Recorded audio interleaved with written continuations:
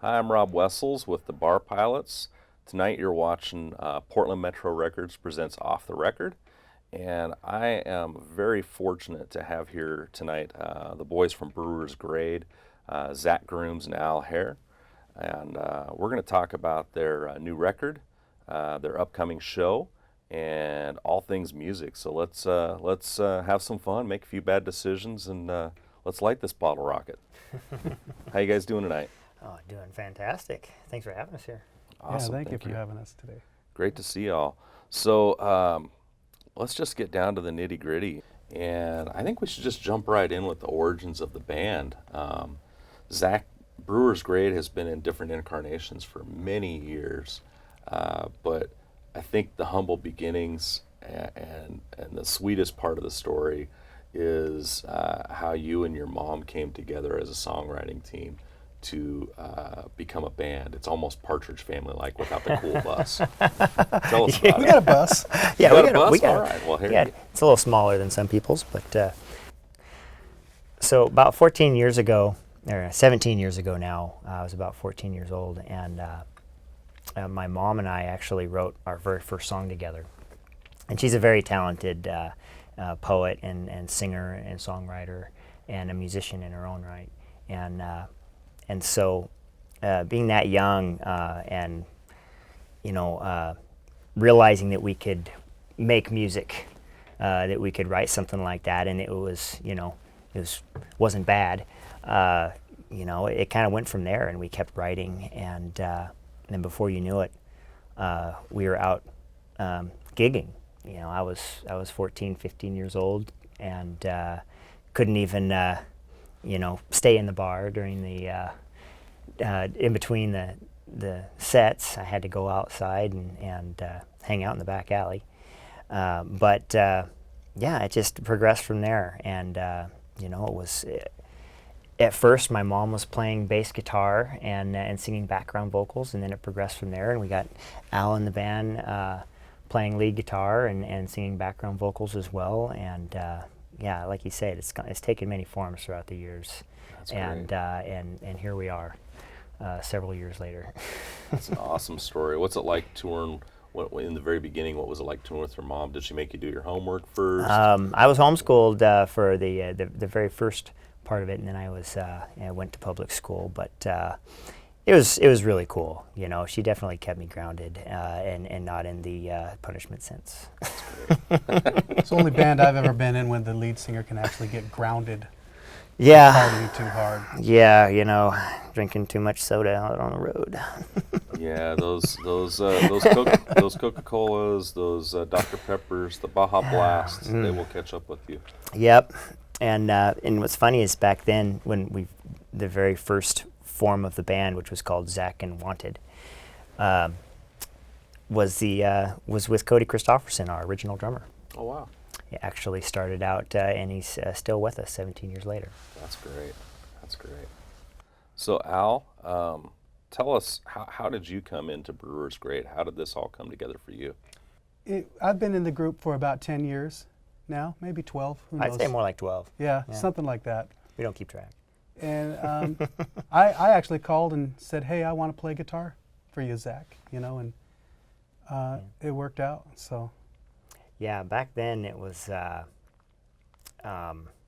called something different as well. It was back then, I think we were called Zach Grooms and Wanted back then, and then it kind of changed into Unwound a few years later, and then of course morphed into Brewer's Grade here for the past 3 years. And so we've gone through a few identities. That's great. But Al has been through it, through most of it with us, and his brother Nolan is actually our bass player now, and we called him about 8 years ago to come in and join the band. So That's amazing. So you guys have been together for a long time, seen a lot of scenes, a lot of bars, gone through some changes, and your music's gone through some changes, because initially you started out kind of as a country band, but you're not genre specific, which I think is awesome. You'll write a song to fit any mood. yeah, and collectively, all the current band members, we all come from different backgrounds. different influences. Al here, of course, came from the era of Metallica and many others, and as well as his country music influences. Throw up the devil horns. And I learned every Garth Brooks song that he ever put out, basically, when I was a teenager. And our drummer in high school, he came straight from a hard rock band before we went to the country route, and so it really is across the board. Every genre is in our influences, and so to finally be at a point where we can not be genre specific and we can write something that's for country radio as well as pop or alternative or Americana is really cool, and so that's what we're focused on going forward. Yeah. In regards to songwriting, when you guys come in with a song, do you find yourself writing more on acoustic guitar or electric, or is it more on piano? Where does it come from for you? We're very strong acoustic. Our fiddle player, Joe Smart, is a flat pick champion, actually, national flat pick champion, and he is a master on the acoustic guitar. Wow. And I grew up on acoustic guitar. I've always written on acoustic. So we're mostly acoustic guitar, and that's something that we try to do here recently is be more acoustic musician or acoustic instrument driven. And so it's definitely there. I don't think any of us have really written on keyboard a whole lot. I write on the steering wheel, actually. Yeah, quite a nice. bit, Nice. So yeah, I think most of Brewer's Grade's music, was born on Zach's old Breedlove acoustic. That's great. Yeah. That's great. So tell me about the song Let You Be My Life. Let You Be My Life. The one that I actually wrote for my wife. And that one, it's funny that you mentioned that one because it was a slow love ballad when I brought it to the band 4 years ago. And we were getting ready to cut some tracks, and we went, well, we have a lot of slow songs, but we kind of need something that's a little bit more upbeat. And so I played him that one, and one guy says, hey, why don't we push it a little bit? Why don't we speed it up a little bit, make it a little bit more, electric guitar driven? Sure. And we did, and we fell in love with it, and so that's how we recorded It wasn't that one. me, okay? It wasn't me, okay. You didn't do it? No, it wasn't him that brought that up. This is a very mature album, obviously. When you wrote your first song, do you remember what the song was and what it was about? Ironically, it's on this album. Awesome. What was it? The last track is called Out of Time, and that's actually one that I co-wrote with my mother when I was 14, or maybe even younger, 13 or something. She had written the lyrics, and I had only been playing guitar for about 3 years. Wow. And we came up with that tune, and it had never been cut by us. We cut it in Nashville a long time ago with Nashville musicians.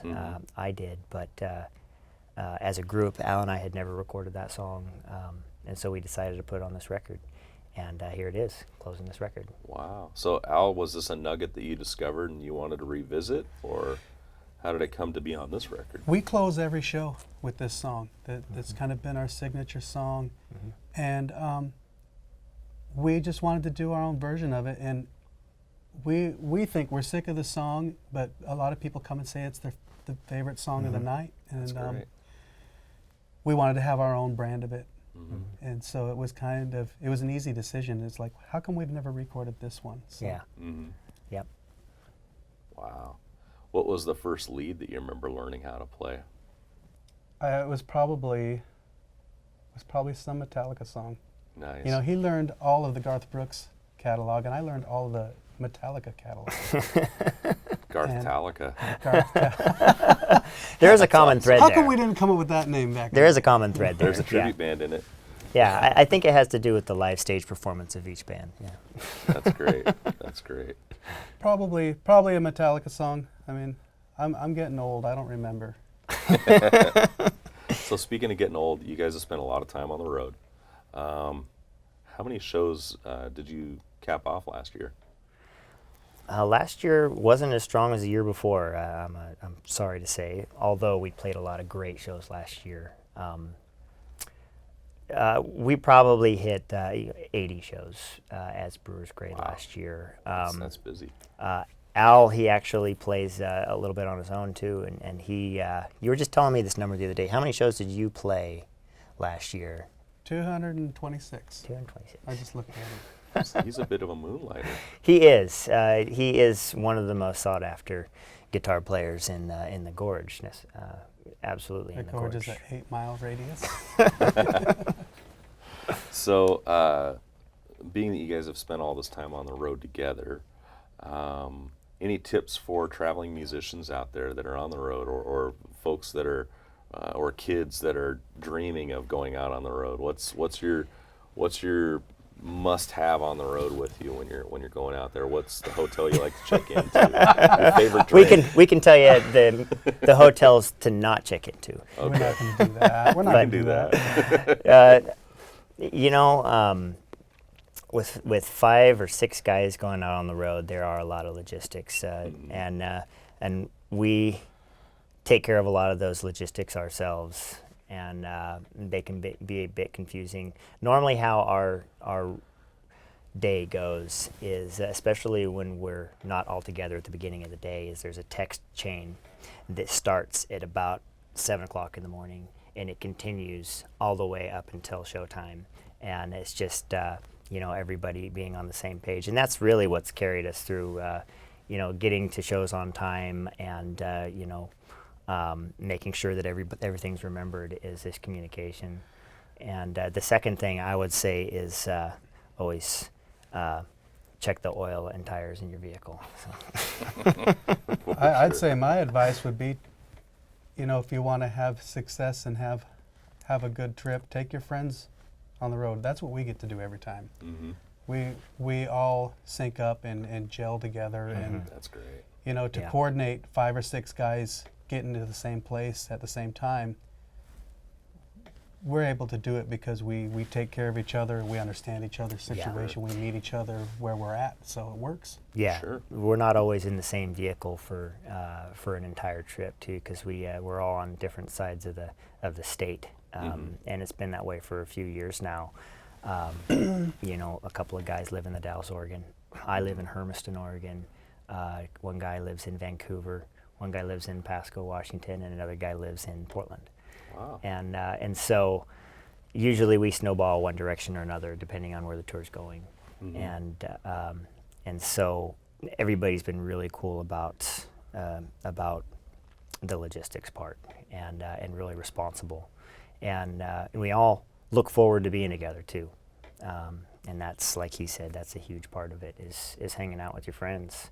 And we get to make music together and spend a lot of time, writing, collaborating together, and that's a big part of the success of it.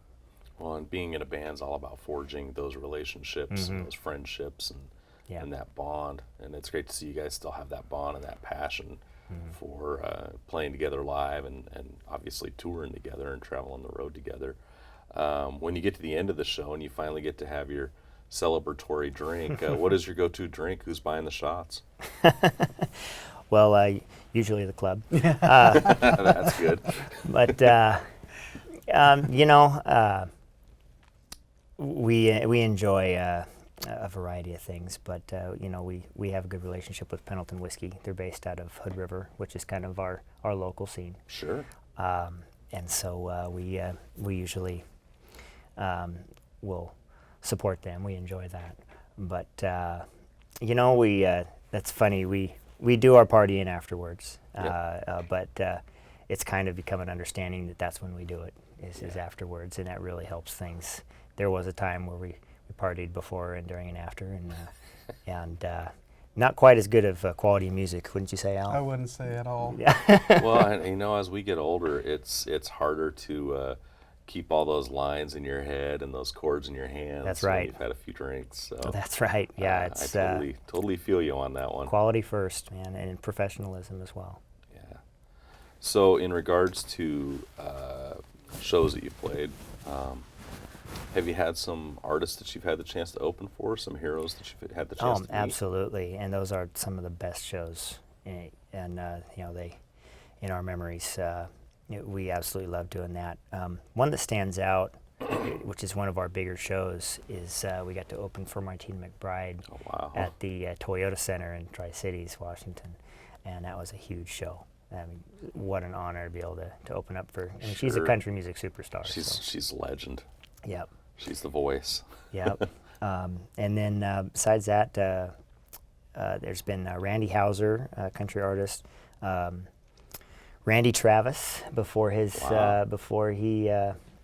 his health problems, we got to open for him, which was actually the debut of our fiddle player Joe. Yep. Was that concert a few Wow. years ago? He never played with us before either. He just we called him up and wanted to know if he wanted to play a show. And I said, we're opening for Randy Travis. Would you like to come out and play? And he goes, sure. So, One of my favorite shows was Jody Messina. yeah, opened for Jody Messina right here in Portland That's great. last year. Wow. So there's been some really cool opportunities, and we're always looking for more too. You know, That's great. hanging out with those guys, the professionals who do the professional touring. You know, we're still in awe of. So Oh, yeah. It's like when the circus comes to town. Every time you get open for them. absolutely. How does that coalesce? How does that come together? How do you get the call, or do you make the call, or do you get the call? You know, we've been really fortunate. We've gotten a lot of calls to do some really cool shows, and we haven't shopped a whole bunch. You know, we haven't pushed too hard, and we found that we just put on the best show that we can put on and make the best music that we can, and we get those calls. And so That's we've great. been really fortunate in that way. Still waiting for the bar pilots to call though. We haven't. Yeah. I guess No. I You guess we need to up our game. That's a little. gonna come down here pretty soon, I imagine. That would be Right. that would be a fun show. Mhm. Definitely a night of good times and bad decisions. Yes. If the bar pilots and Brewers Crade got together, we'd have to keep ourselves in check and do the Pendleton afterwards. Yeah, probably. That would be very hard, but we could do it. Yeah, I think we could do it just for that. You bring the Pendleton, I'll bring the Jägermeister. Oh man. So we all started off with humble instruments in the very beginning. My first guitar, I actually went straight to electric. I started out with a fabulous midnight blue sparkle Hondo Formula One Series Warlock. It rocked. Not so much, but it rocked. I know what you mean, man. It had a tremolo, but back then I called it a whammy bar. What was your first instrument? My first guitar was a $100 Radio Shack special that my grandma bought me. My grandma and my dad went in together and got me this for my 11th birthday, and I was so excited because it was a steel string acoustic guitar, and I had learned on my dad's nylon string old guitar, and it was just the if I had a steel string guitar, I could sound more like Garth Brooks albums. Yeah. And so that moment when I got that little cheap steel string guitar, it sounded so good. Awesome. And it's still hanging on my wall. That's great. Al's just I can tell you're bursting. You've got an instrument you want to tell us about. I've got a lot. You know, I'm gonna narrow it down to my first one. My first instrument was a little Bentley acoustic guitar Nice. that my parents surprised me with. Wow. How old were you when you got it? I don't know. I don't remember. I think I got it for maybe a birthday or maybe Christmas, and I might have been 10. Oh wow. Okay. So That's great. Yeah. So you logged a lot of miles under those strings. Are the frets still intact on the guitar? Do you still Barely. have it? You know, I have a studio that I work out of now, and it's kind of retired up on the shelf there for display. So That's great. I use it to inspire, young players. Sure. With saying, hey, still got the old one. So, your first time on stage, what was that like? Where was it at? Was it a school talent show? Was it? Oh, boy. What was it? You know, it probably was. I do remember a school talent show when I was probably 12 years old, and it was before I did a whole lot of singing or writing or anything like that. I had gotten a new guitar which was I don't know if you remember the old Stratoacoustic Oh yeah. Yep. hollow body. Well, this was a knockoff of that. It was Nice. the Kramer version. Yep. And I remember And it had the hockey stick headstock Yep, on the it end. did. That was my second guitar ever, and because I wanted to get into that electric guitar thing, but not all the way. Yeah. And so I remember getting that guitar, and I had learned the Star Spangled Banner, and a girl in my class knew it on the trumpet, and so we did a duo. We did the Star Spangled Banner, acoustic guitar, Stratoacoustic, and trumpet, and I messed her up, and I don't know if she ever forgave me. I messed up on my part, and we didn't win the talent show, let's put it that way. Heartbreaking. Yeah, that first stage experience. You guys have a show coming up pretty soon. We do. It's going to be at the Ponderosa Lounge in Portland, which is part of Jubit's Truck Stop, in case nobody's been out there yet. Yeah. Tell us about it. Who's going to be there with you? We're pretty excited about this show. We've played the Ponderosa quite a bit over the years, and this time we asked if we could invite down some friends of ours from Seattle, another very good band. It's called Jones and Fisher. Some awesome guys, talented musicians and songwriters, and we actually got to share a stage last year at the first time that we met them, and we went, man, these guys are awesome. We need to do some shows with these guys. Yeah, definitely. And so it worked out where they weren't booked the same weekend in February, and so we invited them down to split a night, and it's just kind of snowballed from there. So it's going to be a great show, February 19th at the Ponderosa. I'm going to have Pendleton Whiskey as a sponsor. I'm doing some great advertising for us there, and we're really looking forward to it, because the first time that we've been able to really collaborate with these guys and really advertise Northwest country music. So. And that's great, because Northwest country music, it's alive, it's it's kicking, but the local stations don't play them, or very rarely play them. They'll give them 20 minutes on a midnight, and really local rock and local country really doesn't get its due. There's a lot of great original acts. There are. Around Oregon, Washington, Idaho.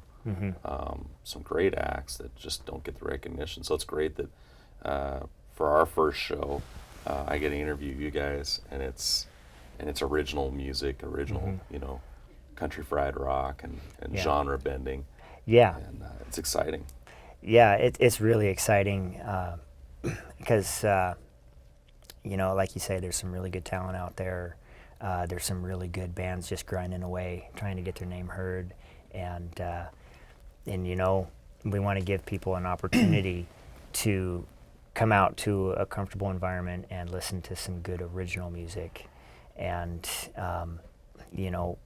not necessarily the covers and not necessarily the nationals that come in, but an opportunity to see what is grown here. And that's what we're excited about. Yeah, it's going to be awesome. You guys get to show your wares. And the Ponderosa, I had the chance to play there many moons ago with my first real band. It was Little Bastard. I'll say that on TV. And we played there actually twice. And great stage, great sound. They had an awesome sound engineer there. And the crowd there, it's such a mix, because you've got the truckers that are coming off the interstate, checking in at the hotel, getting dinner. From all over the place, too. And they're from all over. And then you've got the locals that know that the Ponderosa is the place to be for a good night. Yeah. So that's going to be an amazing show for y'all. Yeah. As far as the new music goes, you've got this CD right here, Brewer's Grade. Tell us about this CD and how long it took to come together. Yeah, well, that one is called Jumpin' In, and that's a collection of songs that we've been writing for quite a while, or that has come together for quite a while, and it finally just came about. And we actually recorded that about 2 years ago, but we're still releasing music off of it, still trying to, get it heard throughout the Northwest and beyond. But we went into the studio. We'd only had a couple of EPs out as Brewer's Grade, and we needed something that we could package and that we could really put 11 tracks out there, some diversity out there, so a full album format. And so we went into the studio for I think 5 days straight, and didn't really even have an end goal in sight. We just wanted to get in and start recording and collaborating, and it came together beautifully. That's great. Finished a couple of the songs in the studio, changed a couple songs in the studio, and really got to be artistic. That's great. And there's really a lot of variety on that album. It starts out with "Let You Be My Life," which is very electric guitar driven, upbeat, happy kind of love song. And you wrote that song for my wife. Say it louder. For my wife, yes. That's right. My He's beautiful married, wife. Ladies, I'm going to tell you right now, he's married. Al, though, I'm not sure about Al. Is Al married? Nope, I'm not married. Ladies, he is single, and Al is easy. That's what I've heard. And I heard that from Zach. What I'm really impressed with is that you guys came in with a CD. It's not a digital download, although you guys probably have digital downloads. Yes. It's nice to see product out there. Is this a CD that fans or new to you fans can go out and buy? Are they in record stores? Are there still record stores around? I know that's I've heard everyday music. I've heard there are some. Yeah. Yes. There are. Local stores around our the Dalles and where I'm at in Hermiston have been really cool about putting them in their stores. You can actually get Jumpin' In album at the local hardware store in Hermiston. What's that hardware store called? It's Ace Hardware in Hermiston. So the only place. A nice Sunday drive out to beautiful Hermiston. You can get Brewer's Grade out at Ace Hardware Store. Are they open on Sundays or Saturdays? They're open on Saturdays and Sundays, and it's Nice. right next to the front register. There you go, right next to the front register. I want to mention Yesterday and Today Music in the Dells Yeah, is okay. a real record store. it still. is. Great. Yep. Great. So- We've got one of those here in Beaverton called Everyday Music, or Everybody's Music. Sorry, guys. But I've bought so many CDs out of that place, and they've got vinyl too. It's great to see real product out there, and Yeah. but there's a passion for it still. Yeah, and you can actually get it on our website too. Awesome. I'll put that out there, brewersgrade.com. And you can also get it at the Ponderosa Lounge on what day? February 19th. Awesome. My name's Rob Wessels. This is Zach and Al, Brewer's Grade. This is our very first show here in this beautiful studio. We want to thank you all for being here. These guys got another date shortly, so thank you all very much and have a great night. Be Thank good you. to each other. Thanks, Rob. My preference. November 29, no doubt I was destined. All in due time, it'll happen, no stressing. Let it breathe, then apply pressure. Doing last round, competition better catch up. Never slay opponents and I spare none. Call a coroner, put them back together. Leave them all severed, they ain't on my level. Gotta be careful, wordplay clever. Hell raising when I'm trailblazing. Winning on the road and it feels amazing. But when I come home, everybody's favorite. Get love from the city when they start parading. Celebration, they know the winner. We get things popping in the motors.